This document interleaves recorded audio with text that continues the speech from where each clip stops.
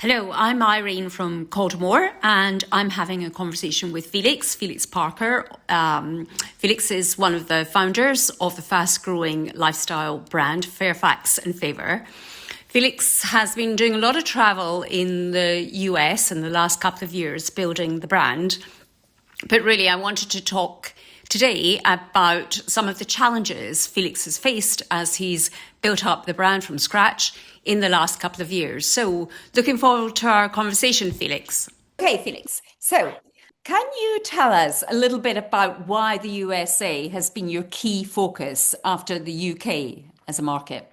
For the last probably 6 or 7 years, we've had a pretty good online business to the US, and multiple people have told us that to really understand the American market, you really need to have a founder there.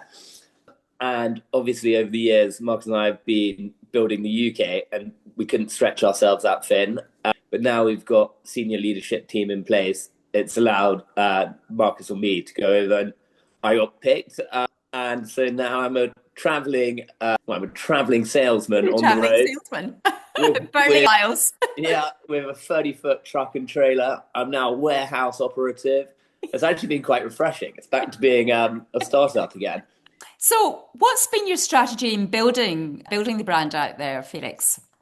Almost hoping lightning strikes twice. In terms of how we grew in the UK was we did a lot of shows. We were doing about 30 shows at one point in the UK.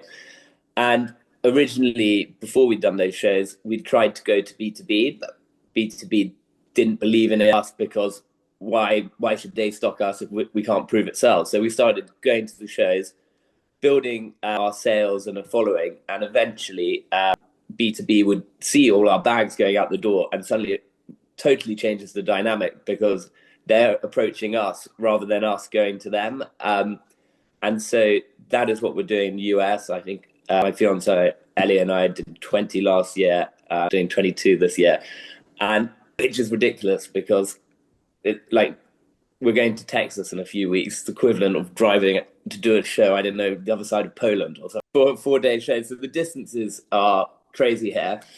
But year 3 in, we were just chatting earlier. I've just come back from Seawee in Charleston. We're 70% up there. I really feel we're beginning to find our feet here. And this year we're opening up B2B. We have our first wholesale show next week.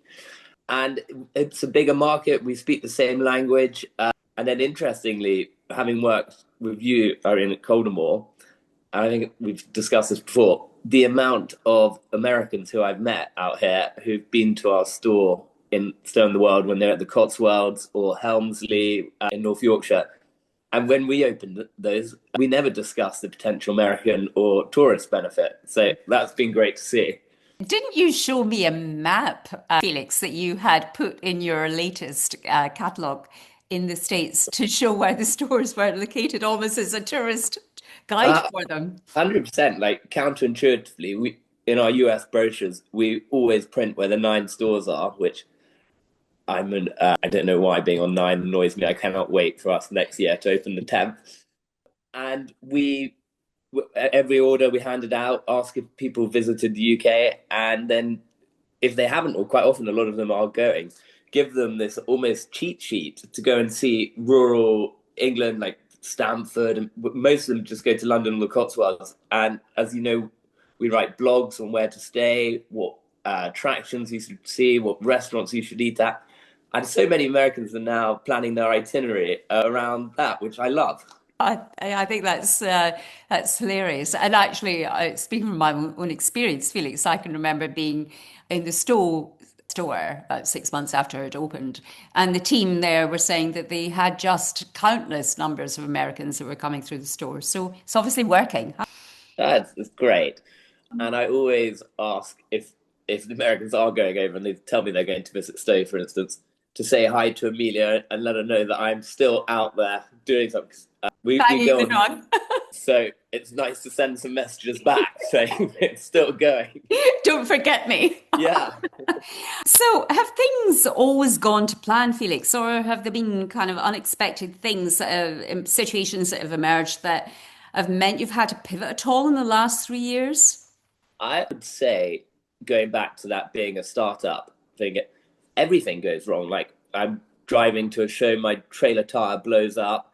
We've had the engine break, but I think being an entrepreneur, you have to be a problem solver, and it's it's very rewarding when things don't go right, but you still manage to get it done. So every day is different, and yeah, thoroughly enjoying it, and very confident that within the next 5 years, America will be 30% of the business, if not more. But it sounds as if you're getting a bit of a kick out of that, returning to that whole sort of startup, rolling your sleeves up, getting Yeah, on with it. I would say it's nice a second time round, having a director's salary, but doing the most manual job. It's a bit of a comfort. Yeah. Yes. So it seems quite a lot of British brands, Felix, are targeting the US. Any advice that you would give them to help them maybe avoid some pitfalls and maximize their chances of success? I think every brand is different and has their own journey. We're trying to build a community over here, like we've done in the UK, by attending multiple course events. We're doing a lot of safari shows, a lot of sort of country shows as and where we can find them. So we're trying to build a sort of small customer base within each group. But yeah, we're trying to just sort of create little pockets, which, for instance, we're in Virginia a lot, we're in South Carolina a lot, and we've met so many people who then next time we're there bring their friends, and then they suggest you should speak to this stockist, you should do. And that's what I love about shows, is you don't know what you don't know. Like, we now have a wholesale rep over here, leading wholesale, and we were introduced to her through a customer of ours, and now she's become a good friend and is leading the charge and growing B2B over here. So, but when we went to Devon Horse Show, we had no intention of finding this person. So you just got to go there with an open mind. Yeah, but isn't that interesting? That I think that sort of serendipity, if you like, of those contacts and connections that you make face to face can be incredibly powerful, because, as you say, it helps to kind of like seed and extend the network, and you know, and I think that idea, that certainly my experience of when talking to people about the brand, they love the sense that they've discovered it in a way, and it gives them a sense of closer connection with the brand, and probably then they feel a little bit more, what's the word, inspired to help out and employ their network to support it. I totally agree. And like, I'm down on my hands and knees zipping up boots, and when they find out that I'm one of the founders of this, they're mind blown. And the Americans who've kindly asked Ellie and I to come and stay with them when we're doing the show. It's just been amazing. You'll never be coming home, Felix. I know. And so, as one of the UK's fastest growing businesses, what have you found have been the challenges in maintaining that level of momentum? For the US market, or for both? Well, for both, really. Both. Particularly with the UK market, I would say the cost of living has been an issue for everyone. And where, as in the sort of COVID days where there was very little outgoings, people would be interested in a boot, a bag and a belt. Now it's a much more considered purchase, and it's probably one or two of those things, rightly so. And so also we're in our 14th year now. We've obviously done a lot of we've done the shows for that many years. We need new product coming through, because otherwise we'll saturate there. So we've just taken on Barbara, who's Chief Creative Officer, which is very exciting, and also Laura, who's coming in to do marketing. So we're really focusing on improving our product offering and branding. But secondly, we already know that we've got 14 years of good products. If I can get out, the Regina Tan is still our best seller across the entire company.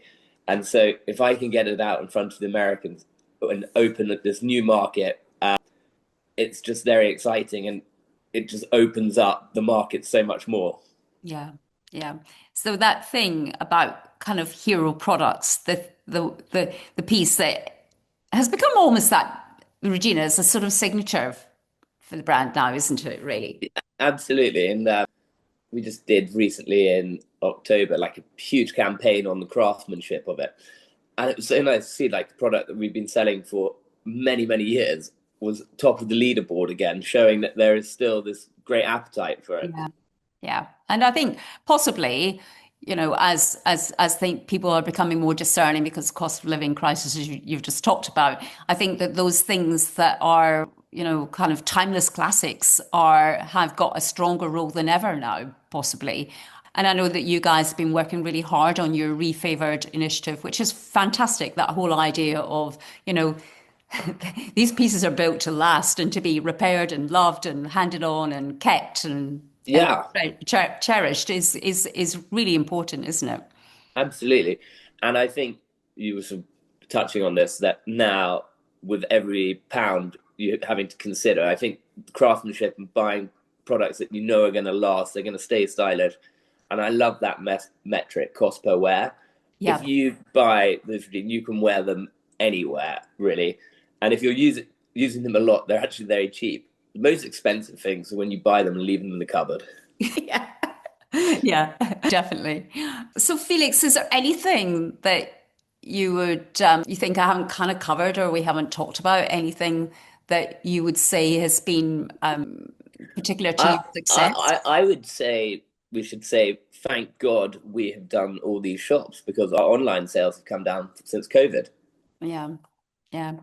I think that's a really interesting point, Felix. We talked about it when we met a couple of months ago.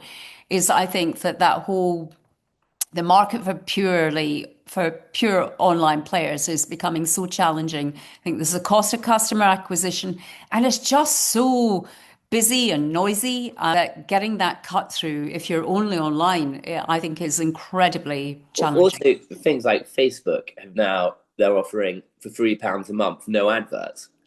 So it is going to get more expensive. Yeah. So that thing about actually having the physical presence that aligns beautifully with what you're doing online is quite key to not just winning new clients, but also and customers, but also giving you a relationship, as you've talked about with the shows, Felix, with your existing customers. Definitely. And the other thing which I love is how we offer the private appointments there. And we're really, this year with the 9 stores, we're just going to, because things have changed since we opened Stamford, for instance, 4 or 5 years ago. We didn't really do much outerwear. And we had cash bars in there. Society's pretty much cashless now. We don't take cash in store. Yeah. So we're having to do quite a lot of refits to all the stores this year, changing rooms, etc. So the store estate is not growing, but it's going to be modified. And I think we will be in a much better place by the end of the year. Yeah. Great. So, Felix, thanks for taking the time to talk to us this afternoon, and best of luck. Yeah. Sorry. Yes. And best of luck with your, where's next on the itinerary? We're off to Nashville, SCI. Wonderful. But lovely speaking to you, Irene.